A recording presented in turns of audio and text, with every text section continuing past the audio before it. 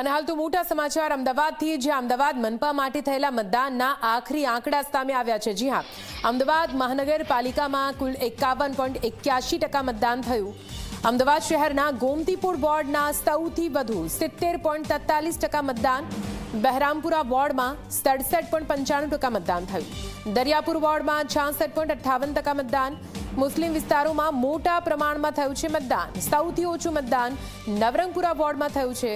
નવરંગપુરા વોર્ડમાં 41.31% મતદાન નોંધાયું છે। વધુ માહિતી સાથે સંવાદદાતા અર્પણ જોડાઈ ગયા છે। અર્પણ, ગઈકાલના અમદાવાદ મહાનગરપાલિકાના મતદાનના આંકડા સામે આવ્યા છે, શું કંઈ સામે આવી રહ્યું છે, કેટલું મતદાન? નિધિ, ગઈકાલે સાંજે જ્યારે મતદાન પૂર્ણ થયું ત્યારે ચૂંટણી વિભાગે અંદાજિત આંકડા જાહેર કર્યા હતા અને જેનામાં અમદાવાદમાં 45.59% મતદાન થયાનું તે સમયના મુજબ આંકડા જાહેર કર્યા હતા। પરંતુ મોડી રાત સુધી તમામ વોર્ડના આંકડા મેળવ્યા બાદનો જે સત્તાવાર રિપોર્ટ સામે આવ્યો છે તેનામાં આ આંકડો જે છે તે હવે વધીને 51.81% સમગ્ર શહેરના 48 વોર્ડમાં મતદાન થયું હોવાનું જાહેર થયું છે।